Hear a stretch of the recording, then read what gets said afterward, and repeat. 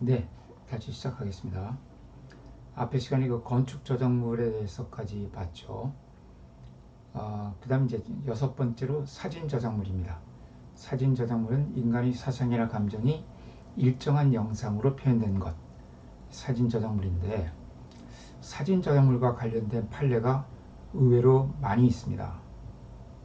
이제 그것이 사진 저작물 중에는 그 창작성이 의심스러운 것들이 굉장히 많이 있어요. 뭐 예를 들어서 뭐 증명사진이라든가 여권사진 이런 것들은 뭐 당연히 창작성이 없어서 누가 해도 같거나 비슷하게 될 수밖에 없죠. 이제 그래서 그런 것들은 창작성이 없다고 보고 있는데, 뭐 우리 상업용으로 많이 쓰는 카탈로그 사진 같은 거요. 이런 것들이 가끔 문제가 되거든요. 그러니까 다른 사람의 제품을 가져다 팔면서 그 카탈로그까지 그대로 복제하는 경우, 또는 일본의 어떤 뭐 기계 같은 것을 카피해서 카피 제품을 팔면서 그 제품이 비슷하다 보니까 카탈로그도 상당히 이제 비슷하게 되거나, 또는 아예 그 원제품에 있는 카탈로그 사진을 그대로 가져오는 경우도 있고요. 또 그 다음에 그 의사들이 보는 그 수술 교재 이런 데 보면 그 수술 장면들이 많이 그 촬영이 되어 있는데, 이런 것들도 그런 이제 교재가 굉장히 비싸다고 합니다. 그 사진 자료도 굉장히 소중하고요. 그래서 그게 뭐 이런 사례가 있었어요. 어, 치질 수술을 하는 그 이제 그 법을 가르치는 교재인데요. 여기에는 그 이 책을 쓴 사람이 의사는 아니고 그 이제 간호조무사라고 해서 그 수술에 참여하는 사람인데, 아주 오랫동안 그 이제 치질 수술만 전문으로 하는 그런 병원에 오래 근무하면서 그 수술하는 것을 계속 다 찍어놨던가 봐요. 이게 엄청나게 귀한 자료가 된 거예요. 뭐 그래서 이제 그것을 책으로 냈는데, 이 책값이 비싸니까 이그 복사본들이 나와는 모양입니다. 그런 것들이 그러면 저작권 침해가 되느냐? 이제 그런 수술 장면 같은 거는 그냥 수술 부위를 2차원적으로 그대로 찍은 거기 때문에 거의 증명사진하고 같아요. 그 누가 찍더라도 같거나 비슷하게 될 수밖에 없는 것이기 때문에 사실은 저작물로 보기는 어렵습니다. 그러면 그런 사진을 그냥 마음대로 갖다 베껴도 되느냐? 그거는 안 됩니다. 왜냐하면 그거는 저작권법의 문제가 아니라 부정경쟁방지법에 그것을 규제하는 법이 있습니다. 부정경쟁방지법 2조 카목에 보면은 그 타인이 그 이루어놓은 그 어떤 이제 물적인 또는 시간적인 그리고 인간적인 그런 노력을 투자해서 상당한 투자를 해서 이루어놓은 성과, 어떤 경제적인 성과, 경제적 가치가 있는 성과를 허락 없이 이용하는 것을 금지하는 아주 그 포괄적인 규정이 있습니다. 이 규정이 2014년도에 부정경쟁방지법에 새로 들어왔거든요. 상당히 포괄적인 규정입니다.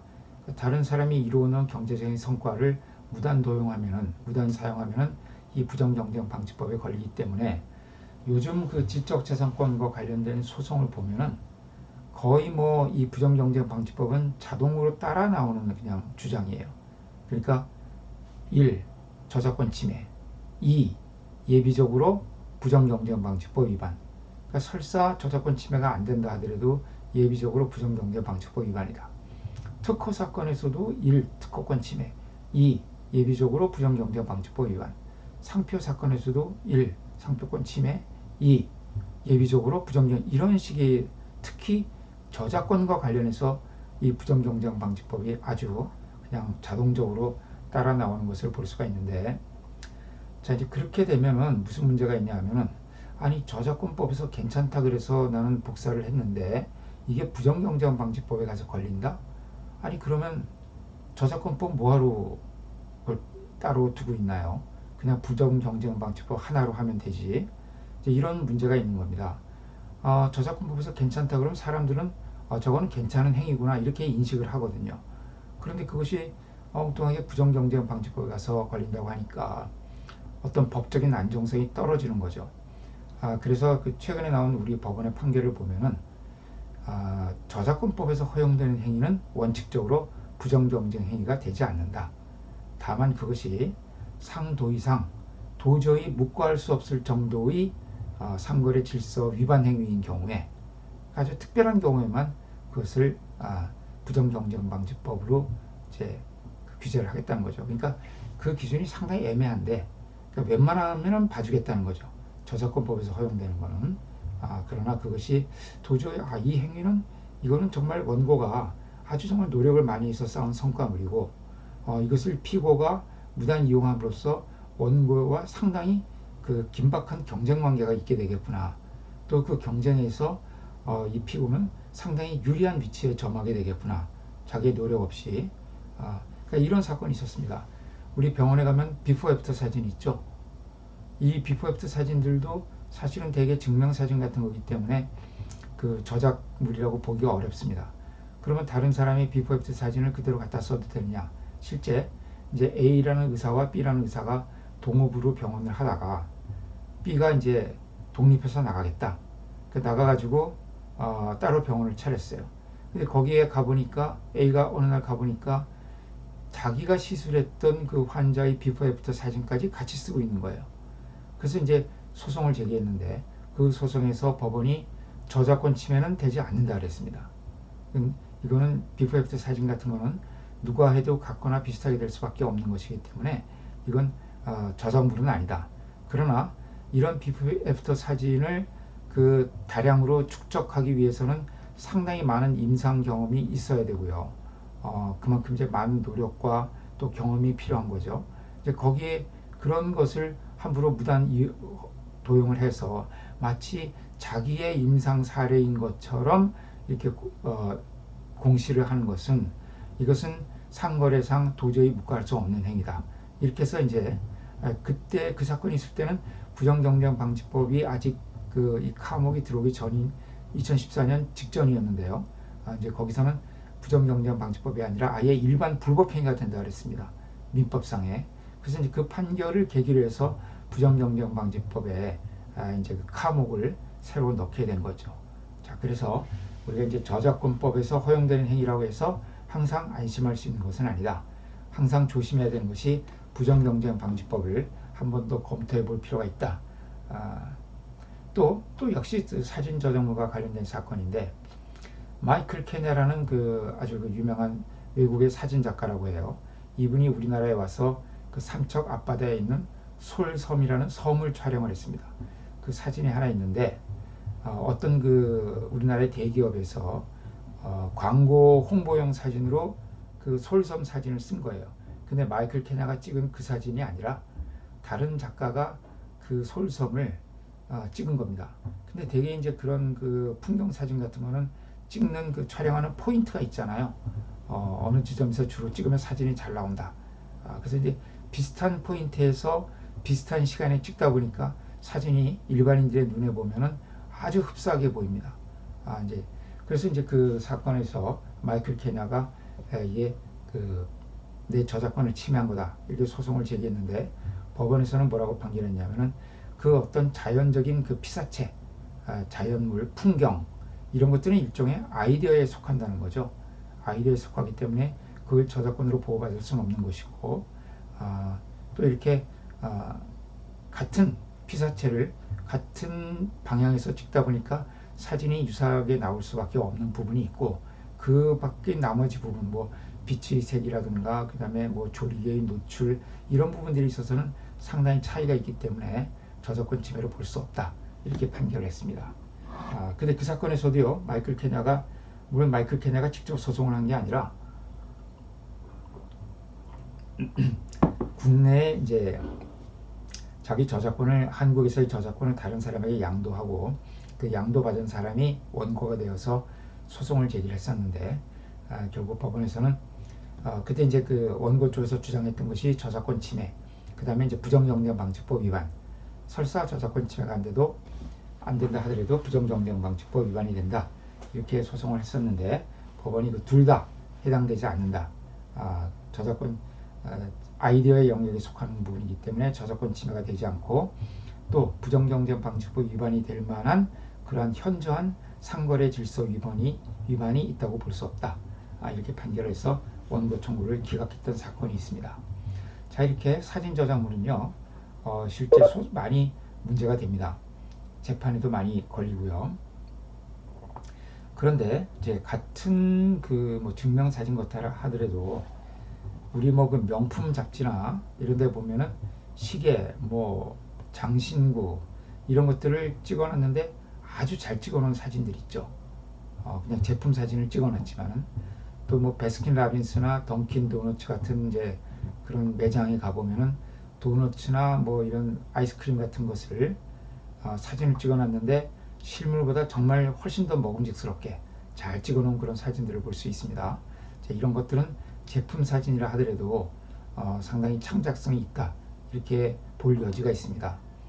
그래서 우리 판례도 보면요, 그 이제 심지어는 그 우리 뭐 찌라시라고 하죠. 이렇게 상품 전단지, 거기 보면은 뭐 슈퍼마켓 전단지에 보면은 뭐 수박, 참외 이런 것들이 이렇게 사진이 쭉 찍혀 있는 것을 볼 수 있는데, 그런 이제 사진들도 그 제품 사진 자체만으로 보면은 저작물이 될 수가 없지만은, 예를 들어서 뭐 수박이면 수박 이런 것들을 이렇게 잘 쪼개 놓고 거기 옆에 뭐 포도주라도 한 병 이렇게 배치를 하고 옆에 뭐 이렇게 뭐 치즈나 이런 걸 해갖고 약간의 세팅을 하게 되면은 그건 또 저작권 침해라고 본 이제 그런 사진은 저작물이 있다고, 저작물로 성립할 수 있다고 본 사례가 있습니다. 또 그다음에 이제 그 일본의 사건인데요. 일본 사건인데 같은 피사체를 찍은 것이 아니라 그 피사체를 유사하게 만들어서 찍은 것. 그러니까 아까 말씀드린 그 솔섬 같은 경우에는 자연의 풍광이기 때문에 이것은 뭐 그냥 유일한 그런 피사체죠. 이런 것들은 설사 다른 사람이 찍어도 표절이 되지 않는데, 예를 들어서 어떤 정물, 제가 일본에서 문제가 됐던 사건은 수박 사진이었습니다. 그 수박을 이렇게 반으로 쪼개고 그 반을 쪼갠 다음에 그 쪼개진 반을 잘게 또 쪼개가지고 그걸 나머지 반 위에 이렇게 배치를 하고, 그 다음에 수박 넝쿨 이런 거 배치를 하고 그 쟁반이나 이런 것을 해가지고 아주 시원하게 보이는 그런 사진이 있습니다. 그런 이제 사진을 원고가 찍었는데 피고도 비슷하게 그 수박을 자기가 잘라가지고 이렇게 배치를 하고 수박 넝쿨이나 이런 것을 배경에 배치해서 아주 그 두 개가 흡사하게 보이는 사진의 경우에는 또 표절을 인정한 사례가 있습니다. 그러니까 자연의 풍광같이 이것이 대체 불가능한 피사체의 경우에는 그건 아이디어의 영역으로 보지만은 인공적으로 만들어지는 피사체의 경우에는 이것은 표현이 될 수 있다고 보는 거죠. 그 자체가. 그래서 그 사진 저작물과 관련해서는 상당히 그런 복잡한 쟁점들이 있다 하는 것을 알아주시고요. 그 다음에 이제 영상 저작물. 영상 저작물은 인간의 사상이나 감정이 연속적인 영상에 수록된 것으로서 기계나 전자장치를 통해서 재생해서 보거나 보고 들을 수 있는 것을 영상 저작물이라고 합니다. 그러니까 예를 들어서 그 미키마우스가 만화책으로 되어 있으면 그거는 미술 저작물이죠. 그거는 기계나 전자장치에서 재생해서 보는 게 아니죠. 그냥 우리가 책으로 시각적으로 직접적으로 보는 것이기 때문에 그거는 미술 저작물인데, 만화, 영화는 영상 저작물이 되는 거죠. 기계나 전자장치로 재생해서 보는 것이기 때문에.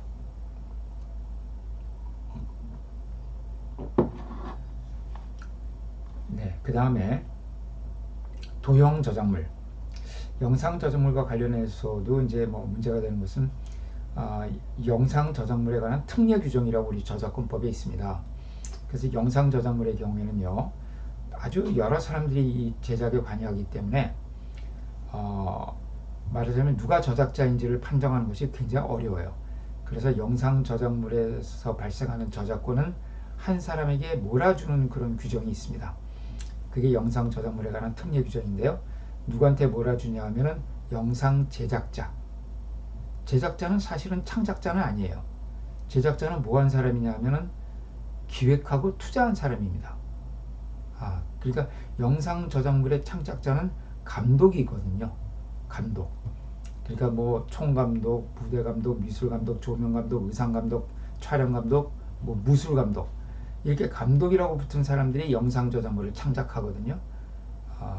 또 그 TV 프로그램이라고 하면은 PD라는 이름이 붙은 사람들, 이 사람들이 사실은 저작자인데 그 사람들에게 그 발생하는 저작권을 한 사람에게 몰아주는 규정이 있는 거예요. 누구한테 몰아주느냐? 제작자. 영상 제작자. 그 사람들은 감독이 아니기 때문에 직접 창작에 관여하지는 않았어요. 그러나 그 영상물을 작성하는 것을 기획하고 투자를 한 사람들이죠. 그 왜 이 사람들을 보호를 해주느냐? 그 사람들이 가장 큰 리스크를 부담하기 때문에. 예. 그 영화가 망하면은 이 돈 대고 했던 사람이 제일 많은 손해를 보겠죠. 영화사. 그러니까 영화 제작자라고 하면 보통 우리 영화사라고 이름이 붙은, 예. 또 이제 뭐 프로그램이라고 하면 방송사들이 되겠죠. 또는 독립 그 외주 방송 제작을 주었다면 그 외주 제작사들이 영상 제작사가 되겠죠. 이제 그런 사람들을 보호할 수 있도록 이 제작자에게 권리를 몰아주는 그런 특례 규정이 있다는 점을 알아두시고요. 그다음에 이제 도형 저작물은 이런 이제 뭐 지도, 도표, 설계도, 약도, 모형. 그러니까 이 도형 저작물은요, 2차원 도형도 있지만은 모형 같은 3차원의 것도 있습니다. 그러니까 종이 지도뿐만 아니라 지구본 같은 거요. 그것도 도형 저작물로 봅니다. 요즘 와서 이제 중요한 것은 디지털 지도, 그러니까 내비게이션 그런 거요. 그것도 이제 도형 저작물로 볼 수가 있죠. 물론 그 이제 화면에 나타나는 지도가 아니라 그 안에 내장되어 있는 내비게이션 프로그램은 컴퓨터 프로그램 저작물입니다. 그 안에 이제 데이터를 소장하고 있고, 근데 이제 그것이 화면에 나타난 뭐 우리 그 내비게이션 화면을 보면은 2차원적으로 이렇게 보이는 것도 있고요. 또 어떤 분들은 이렇게 3차원 막 이렇게 건물 입체적으로 그 보기도 하고 그러더라고요. 그런 화면에 나타나는 모양들 이런 것들을 도형 저작물이라고 볼 수가 있습니다. 도형 저작물도 그 창작성이 의심되는 경우가 많이 있습니다. 왜냐하면 지도 같은 것은 누가 그려도 같거나 비슷하게 그려질 수밖에 없기 때문에, 네, 그래서 도형 저작물도 가끔 판례가 나오고 있습니다. 물론 지도 중에서도 그 관광 지도 같이 캐릭터 지도라고 하죠. 이렇게 아주 좀 과장되게 그런 관광지에 가면 볼 수 있는 그런 과장된 그런 모양으로 되어 있는 이런 지도들, 그런 지도들은 당연히 미술 저작물도 될 수 있고 또 도형 저작물도 될 수가 있죠. 컴퓨터 프로그램 저작물, 네, 말씀드렸으니까 이 부분 생략을 하고요. 자, 그 다음에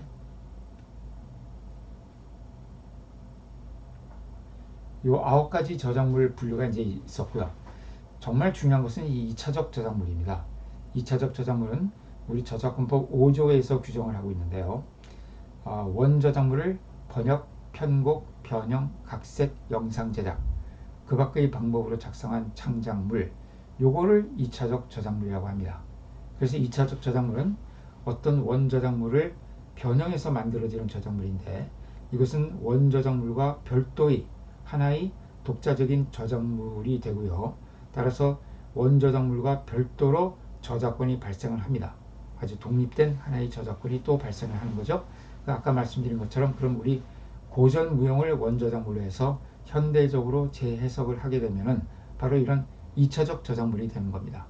그러니까 번역, 뭐 영어 소설을 한국어로 번역을 한다든가, 편곡, 클래식 곡을 재즈곡으로 편곡을 한다든가, 변형, 2차원 그림을 3차원 인형으로 변형을 한다든가, 각색, 토지라는 소설을 어린이들이 읽을 수 있는 어린이용 토지로 각색을 한다든가, 영상 제작, 토지라는 소설을 토지라는 영화로 만든다거나, 자, 이렇게 원작에 대해서 어떤 새로운 변형, 새로운 창작을 가해서 만들어지는 저작물을 2차적 저작물이라고 하는데, 2차적 저작물이 왜 중요하냐 하면은 2차적 저작물을 만들 수 있는 권리는 원저작물의 저작자가 갖고 있기 때문에 그렇습니다.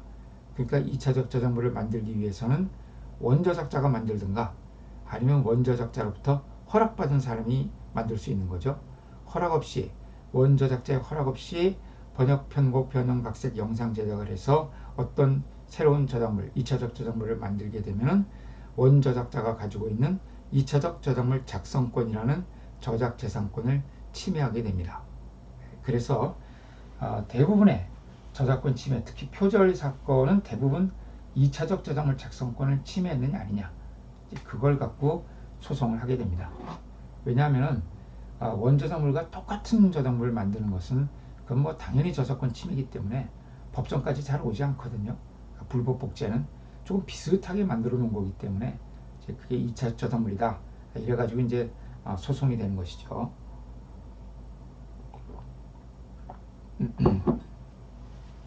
그래서 원저작물이 되기, 2차적 저작물이 되기 위해서는 그러면 어떤 요건이 필요하냐 하면은 첫째로 원저작물을 기초로 해야 됩니다. 그러니까 앞서 제가 창작성 부분에서 말씀드렸다시피 모방하지 않고 똑같이 나와도 저작권 침해가 아니라고 했죠. 그러니까 원저작물을 기초로 하지 않았다는 것은 원저작물을 모방하지 않았다는 거죠. 원저작물을 모방하기 않고, 이것을 이제 저작권법에서는 의거했다고 하는데, 원저작물에 의거하지 않고 나왔다면 아무리 유사하거나 아무리 똑같다 하더라도 2차적 저작물이 될 수가 없습니다. 그러니까 원저작물을 기초로 해야 된다. 원저작물을 의거해야 된다. 원저작물을 모방해야 된다. 다 같은 말이라고 볼 수가 있습니다. 원저작물을 기초로 해서 만들어지고, 그리고 원저작물 그대로가 아니라 원저작물의 새로운 창작성이 더해져야 됩니다. 그러니까 번역, 편곡, 변형, 각색, 영상 제작을 하게 되면은 그 원저작물이 갖고 있던 창작성에다가 새로운 창작성이 더 들어가게 되죠. 번역자의 창작성, 편곡자의 창작성, 변형하는 사람이 창작성, 각색하는 사람이 창작성, 또 영화화하는 사람의 창작성이 새로 부과가 됩니다. 그래서 원저작물이 갖고 있던 애초의 창작성 플러스 그 2차적 저작물 작성자가 부과하는 새로운 창작성이 덧붙여져서, 그래서 2차적 저작물 안에는 두 개의 창작성이 공존하게 됩니다. 그러니까 영화를 보게 되면, 토지라는 영화를 보게 되면은 그 박경리 씨가 쓴 토지의 창작성도 들어있고요. 그 다음에 그걸 영화한 영화 감독의 창작성도 들어가 있는 거죠. 네. 그래서 새로운 창작성이 부과가 될 만큼 실질적인 변화가 일어나야 된다. 그러니까 이런 새로운 창작성이 들어가지 않은 아주 사소한 변경만으로는 아직 2차적 저작물이라고 볼 수가 없습니다. 그리고 앞에서 제가 반짝이 곰 사건 말씀드렸죠. 반짝이 곰 사건에서도 법원이 뭐라 그랬냐면은 이 기존의 테디베어에서 원단만 반짝이 원단으로 바꾼 거는 이 실질적인 개변이 없다는 거예요. 새로운 창작성이 들어가지 않았다고 본 거죠. 그래서 이것은 그냥 테디베어의 복제물에 불과하다. 새로운 창작물이라고 볼 수가 없고, 따라서 이 반짝이곰 자체를 새로운 저작물로 해서 등록한 것은 잘못됐다. 이렇게 본 것이죠. 네. 굉장히 많이 나오는 그런 사건들입니다. 특히 그 캐릭터 상품들을 보면요, 시중에 나가 보면은 그 뭐 토끼 인형 같은 건 다 비슷비슷하게 생겼어요. 네. 그래서 제일 많은 게 토끼 같아요.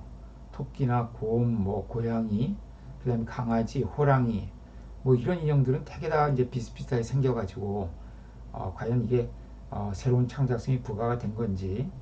그래서 그 한 4, 5년 전쯤에 우리 대법원 판결까지 난 사건인데요. 여러분들 인터넷에서 슈크레 인형이라고 쳐보시면은 그 토끼 인형을 검색을 할 수가 있습니다. 슈크레 인형. 제가 보기에는 그 토끼는 정말 아무런 특색이 없어 보이는데, 보통 우리 뭐 마시메로라든가 또는 뭐 그 외에 아주 못되게 생긴 토끼 있죠. 뭐 그런 토끼처럼 특징적인 이제 그런 모양이 있으면은 이거는 뭐 저작물이 되겠다 이렇게 생각을 하겠는데, 이 슈크레는 그냥 우리 흔히 보는 토끼 인형 같고 표정도 전혀 없고요. 그래서 그것도 이제 근데 저작물로 등록이 되어 있습니다. 그 등록한 그 등록 서류에 그 명세서를 보니까 이제 저작물도 등록할 때는 그 명세서를 작성을 해야 되고요. 거기에 그 저작물의 특징을 기술하게 되어 있거든요. 거기 보니까 이렇게 써 있더라고요. 그냥 무표정하게 꿈꾸는 듯한 그런 토끼. 그래서 이게 도대체 이걸 뭐 특징으로 봐야 되는지 하여튼 그런 생각을 했던 적이 있는데 참 애매한 부분들입니다. 그래서 자, 이렇게 2차적 저작물이 되기 위해서는 이것이 새로운 창작성이 부과가 돼야 된다. 그래서 실질적인 변화가 일어나야 된다. 이것은 이제 그리고 이런 변화에도 불구하고 3번 실질적 유사성이 존재해야 돼요. 그러니까 원작에 대해서 실질적인 변화를 가져와야 되는데, 그 변화에도 불구하고 원작과 비교했을 때 실질적인 유사성이 있어야 2차적 저작물이라고 볼 수가 있지. 아예 원작을 완전히 바꿔버려 가지고 실질적 유사성이 없는 그런 저작물, 그런 거는 2차적 저작물이 또 아닙니다. 완전히 그거는 그 자체가 하나의 원저작물이 되는 거죠. 네. 그래서 2차적 저작물은 상당히 중간적인 영역에 있는 것이라고 보면 되겠습니다. 그러니까 완전히 똑같은 복제물은 벗어났고, 만약 똑같은 복제물이라 그러면은 그거는 새로운 저작물이 아닌 거죠. 네. 그 다음에 그렇다고 해서 너무 많이 변경을 해가지고 완전히 새로운 저작물인 것도 아닌 그 중간에 있는 것이 2차적 저작물이다. 그래서 좀 오래된 사건입니다만은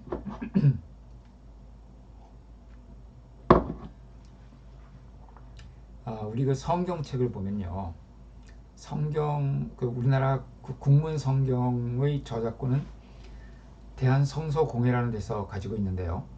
대한성서공회에서 성경이 우리나라 이제 구한말에 들어와 가지고 몇 번 그 개혁 작업을 거쳤죠.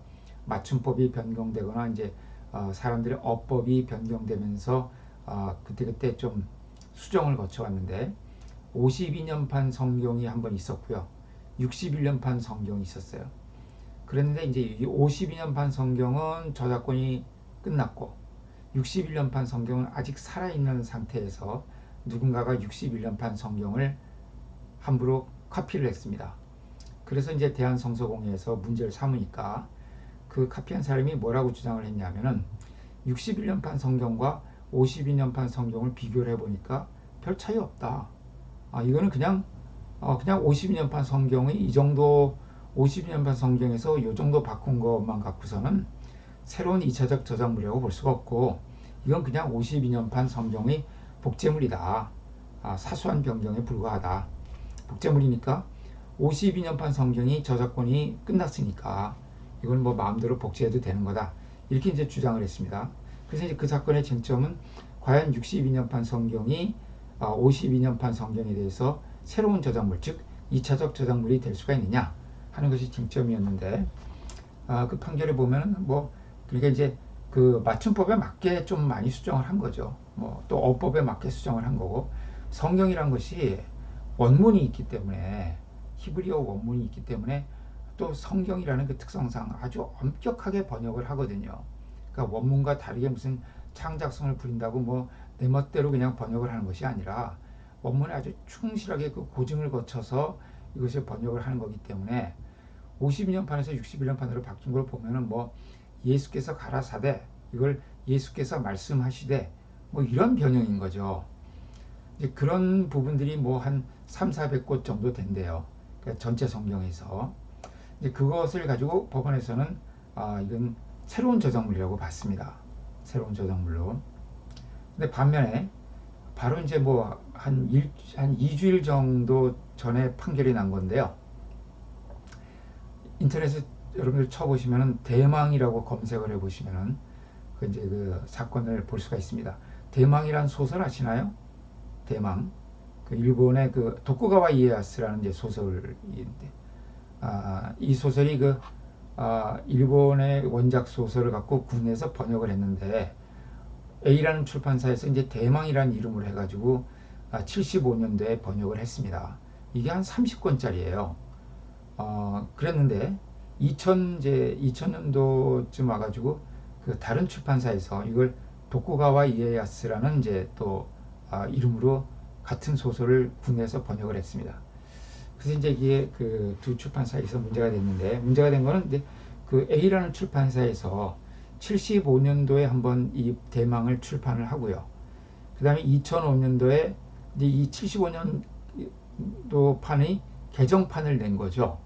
그러니까 이제 75년도에 낸 대망이 그동안 맞춤법도 많이 틀려지고 어법도 많이 이제 달라지고 일단 책 자체가 세로 쓰기에서 가로 쓰기로 바뀌고요. 이런 부분 때문에 조판도 다르게 하고 해서 이제 2005년도에 새로 대망 개정판 수정 중복판이라고 해서 이제 내게 됩니다. 그런데 우리나라가 그 앞서 말씀드린 베른 협약에 가입한 것이 96년도입니다. 96년도에 도에 우리나라가 베른 협약에 가입을 하면서 그때부터 이제 외국 저작물들을 다 소급해서 보호를 해주게 됐는데, 이 75년판 대망은 우리가 베른 협약에 가입하기 이전에 번역이 됐기 때문에 그 번역할 때 허락받지 않았어요. 원저작자의 허락 없이 그냥 정식 계약을 체결하지 않고, 뭐 이제 허락을 받긴 받았다 그러는데 무슨 계약서 같은 건 없습니다. 그래서 하여튼 그냥 허락이 없는 상태에서 받은 걸로 이렇게 이제 인정이 된 거죠. 그러나 그 당시에는 우리가 베른 협약에 가입하기 전이었기 때문에 허락을 받든 안 받았든 우리나라에서는 그건 아무 상관이 없었어요. 그런데 2005년판 성경은 이제 다른 문제입니다. 베른 협약에 가입한 이후에 번역이 된 것이기 때문에 이건 이제 새로운 번역이라 그러면 이거는 허락을 받아야 되는 겁니다. 그래서 75년판 성경과 2005년판 성경을 새로운 번역으로 볼 수 있느냐 하는 게 이제 문제가 됐는데, 그것도 이제 뭐 원작이 있는 상태에서 그런 이제 뭐 옛날스러운 그런 문구들을 많이 바꾸고, 또 이제 뭐 새로운 그런 번역도 좀 들어가고, 또 일본어의 읽는 음독 이런 것도 좀 많이 수정이 되고 이렇게 됐는데, 거기에 대해서 우리 대법원이 최근에 뭐라고 판결을 했냐면은 이것은 새로운 저작물이라고 볼 수는 없다. 사회통념상. 그러니까 이 75년판 대망과 2005년판 대망을 비교해 봤을 때 동일한 저작물이라고 보기는 어렵지만, 그러나 이것은 사회통념상 새로운 저작물은 아니다. 그래서 그렇게 판결이 났습니다. 그래서 허용이 된다고 판결이 난 거죠. 1심, 2심에서는 다 이게 저작권 침해라고 인정을 했었는데, 말하자면 성경 사건과 비슷하게 봤던 거죠. 그런데 대법원에 올라가서 이제 다르게 판결이 났습니다. 2차 저작물 아주 이제 중요합니다. 이 2차 저작물에 대해서는 마지막에 실질적 유사성 하면서 다시 한번 나올 거예요. 자, 그 다음에 편집 저작물. 편집 저작물은 여기 보십시오. 정의 규정을. 편집물은 무엇을 편집물이라고 하냐면은 저작물이나 부호, 문자, 영상, 그 밖의 형태의 자료의 집합물. 그러니까 쉽게 말하면 저작물이든 아니든 뭐 하여튼 잡다하게 자료를 모아놓은 것을 편집물이라고 해요. 여기에는 데이터베이스도 포함된다고 합니다. 그러니까 저작물이든 아니든 하여튼 어떤 것이든 하여튼 여러 가지 잡다한 자료를 모아놓은 것을 편집물이라고 하는데, 그 편집물 중에서 소재, 즉 자료가 되겠죠. 그 자료의 선택, 배열 또는 구성의 창작성이 있는 것, 이것을 편집 저작물이라고 합니다. 자, 그러면 예를 보시면 이해가 쉬우실 거예요. 그 밑에 보면 신문이 있죠. 신문이 대표적인 편집 저작물입니다. 그냥 오늘 날짜의 신문을 보면은 그 안에는 저작물도 있고 저작물이 아닌 것도 있어요. 뭐 예를 들어서 칼럼이라든가 사설이라든가 이런 것들은 다 저작물이죠. 또 뭐 사진 이런 거 다 저작물이고, 반면에 뭐 인사 명령 같은 거, 그 다음에 날씨, 어제의 경기 스코어, 주식 시세 이런 것들은 다 하나의 그냥 데이터, 객관적인 팩트로서 그 자체가 저작물은 아닌 거죠. 그러나 하여튼 저작물이든 아니든 어제 발생했던 여러 가지 그 팩트들 중에서 동아일보면 동아일보, 조선일보면 조선일보에서 가려 뽑은 거죠. 나는 어제 발생했던 수많은 팩트 중에 요러한 것을 뽑아서 우리 신문에 싣는다. 그러니까 각 신문사마다 그 소재를 뽑는 선택, 배열, 구성이 다르겠죠. 그래서 각 신문사마다 다른 신문을 베끼지 않고 누가 해도 같거나 비슷하게 되지 않을 그런 구성으로 신문을 구성을 하게 됩니다. 그러니까 뭐 물론 이제 그런 칼럼이라든가 이런 것 중에는 신문사가 저작권을 가지고 있는 것도 있고요. 예를 들어서 뭐 동아일보의 사설 그러면 그 이제 동아일보의 편집진에서 동아일보의 직원들이 작성을 했으니까 그건 동아일보사에서 저작권을 갖고 있을 거고, 그 외의 뭐 외부 필자들이 기고한 이런 칼럼이라든가 이런 것들은 다른 특별한 약정이 없는 한 그 외부 기고자들이 저작권을 갖고 있는 것이죠.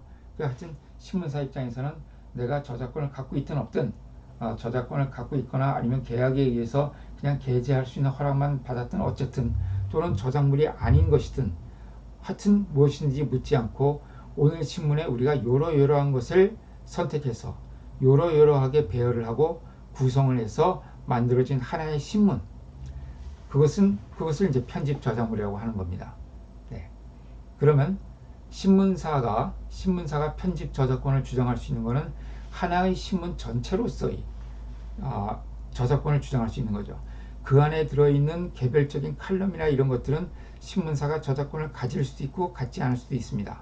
사설 같은 것은 가질 것이고요. 외부 기고자들이 기고한 칼럼은 신문사가 특별히 저작권을 양도받지 않는 이상 그 외부 기고자들이 저작권을 갖고 있겠죠. 하여튼 내가 저작권이 있든 없든 이용 허락을 받아서 하는 것이든 아니든 하여튼 이런 것들을 모아놓은 신문, 그 하나의 신문이 편집 저작물이 되는 것이죠. 그러면 예를 들어서 오늘 날짜 동아일보에 A라는 교수가 쓴 칼럼이 하나 실렸다. 그런데 그 A 교수의 칼럼에 대해서는 동아일보사가 그냥 게재 허락만 받고 저작권을 양도받지 않았다고 하면은 그 칼럼에 대한 저작권은 A 교수가 여전히 갖고 있겠죠. 그러면 그 A 교수의 칼럼을 누가 다른 잡지에서 쓰고자 할 때 누구의 허락을 받아야 되나요? 그럴 때는 A 교수의 허락만 받으면 됩니다. 신문사의 허락은 받을 필요가 없는 거죠. 신문사는 편집 저작권을 갖고 있는 것이지 그 기사 자체에 대한 저작권을 갖고 있는 건 아니거든요. 그런데 만약에 요새 우리 그 네이버나 이런 데 보면 옛날 신문들 검색할 수 있잖아요. 옛날 신문을 아주 그 신문 형태 그대로 볼 수 있잖아요. 그런데 특정한 날짜의 동아일보 신문을 우리가 그대로 카피해서 본다, 싣는다, 네이버에서 싣는다. 그러면 그때는 동아일보사의 허락을 따로 받아야 되는 겁니다. 그거는 신문을 신문 자체로서 이용을 하는 것이기 때문에 그 신문 안에 들어있는 개별 칼럼들에 대한 저작권은 물론이고 그 신문 전체로서의 하나의 신문사의 저작권에 대한 허락까지도 따로 받아야 된다는 것이죠. 네, 이 부분 이해가 되시죠? 네, 네 됐습니다. 네. 그래서 우리 편집 저작물은 상당히 중요합니다. 우리 많은 우리 네이버나 다음 같은 포털들도 다 일종의 그 편집 저작물이라고 볼 수가 있는 거죠. 네이버에도 우리 포털에 들어가 보면 여러 가지 다양한 자료들로 구성이 되어 있지 않습니까? 거기서는 뉴스도 볼 수가 있고요. 그 다음에 여러 가지 이미지를 검색할 수도 있고 이런 것들 다 하나의 편집 저작물이라고 볼 수가 있는 거죠. 그러면 데이터베이스는 뭐냐? 그래서 그 밑에 보시면 편집 저작물은 그 창작성이 소재의 선택, 배열 또는 구성에 창작성이 있는 것을 편집 저작물이라고 하고요. 그러니까 만약 이 창작성이 없으면 그냥 편집물인 거죠. 편집물은 저작권법에서 아무런 보호를 받지 못합니다. 저작권법은 저작물을 보호하는 것이기 때문에 편집 저작물이 돼야 보호를 받는 것이고 편집 저작물이 되기 위해서는 소재의 선택, 배열 또는 구성에 창작성이 있어야 된다. 그러면 데이터베이스는 뭐냐? 데이터베이스는 창작성이 없어도 돼요. 있어도 되고 없어도 되는데 데이터베이스의 핵심은 뭐냐 하면은 소재의 배열 또는 구성이 체계적으로 되어 있어야 된다. 왜? 데이터베이스는 검색을 위한 것이기 때문에 검색을 하기 위해서는 이 배열이 체계적으로 되어 있어야 됩니다. 자, 예를 하나 들어볼게요. 인명편 전화번호부. 지금은 없지만 우리 옛날에는 보면은 공중전화 박스에 가보면 전화번호부가 매달려 있죠. 전화번호부에 보면 앞부분이 인명편 전화번호부죠. 그건 어떻게 되어 있습니까? 사람 이름 알파벳 순으로 기재되어 있고 옆에 전화번호 적혀 있죠. 자, 이런 전화번호부는요. 누가 만들어도 똑같이 만들어져요. 그렇죠? 네. 그러니까 저작물은 될 수가 없죠. 창작성이 없으니까. 그러나 데이터베이스는 될 수가 있습니다. 왜? 창작성은 없지만은 전화번호를 체계적으로 구성했잖아요. 어떤 체계로? 알파벳 체계로. 네. 그래서 뭘 할 수 있게 한 겁니까? 검색할 수 있게 한 거죠. 네. 그러니까 이런 전화번호부는 데이터베이스가 될 수 있고요. 데이터베이스는 비록 저작물은 아니지만 우리 저작권법에서 따로 보호를 해주고 있습니다. 네.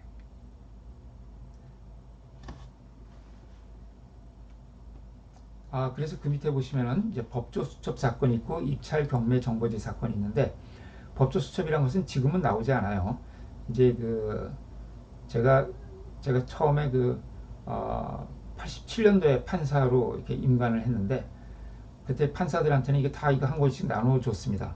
법률신문사에서 만든 수첩인데 이거 보면 이제 전국 판사 명단, 전국 검사 명단, 또 뭐 변호사 명단, 그리고 이제 그 법조인들이 이렇게 참조해야 되는 뭐 그 손해배상 계산할 때 쓰는 호프만 지수, 뭐 소송 비용 계산하는 인지 그 계산하는 방법, 이런 것들이 이렇게 좀 메모 이렇게 기재가 돼 있고요.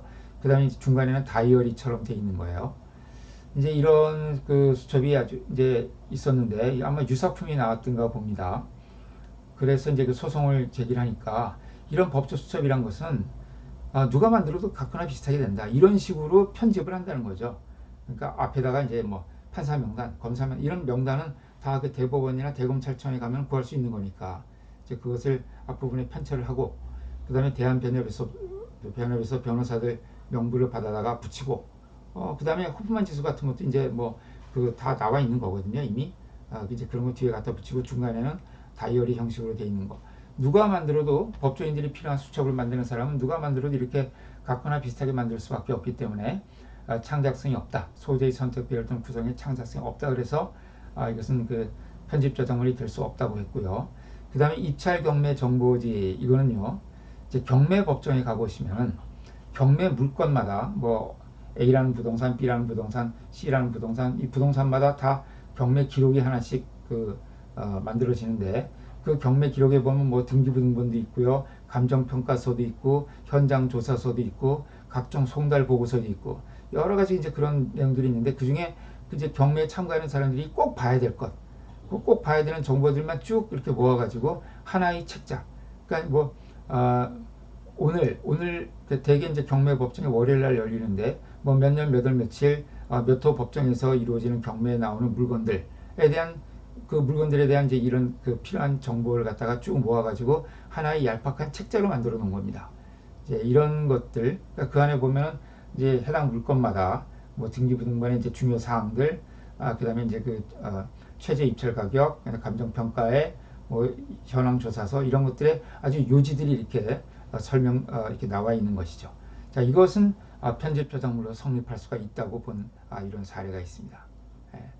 경마장에 가보면 뭐 경마정보지란 거 보셨습니까? 경마장에 가면 이제 그 오늘 이렇게 그 오늘 경주가 12경주가 있으면 각 경주마다 출전하는 말들이 그 최근 성적과 또 그 말이 어떤 기수하고 조합을 이루었을 때 어떤 성적을 거두었다든가 뭐 이제 그리고 그 말들의 특징이라든가 이런 것을 이렇게 설명해 놓은 책자들이 있는데 자, 그런 것들이 편집 저작물로 성립할 수 있는 것이다. 이렇게 볼 수가 있겠죠. 네, 조금 쉬었다가 하겠습니다.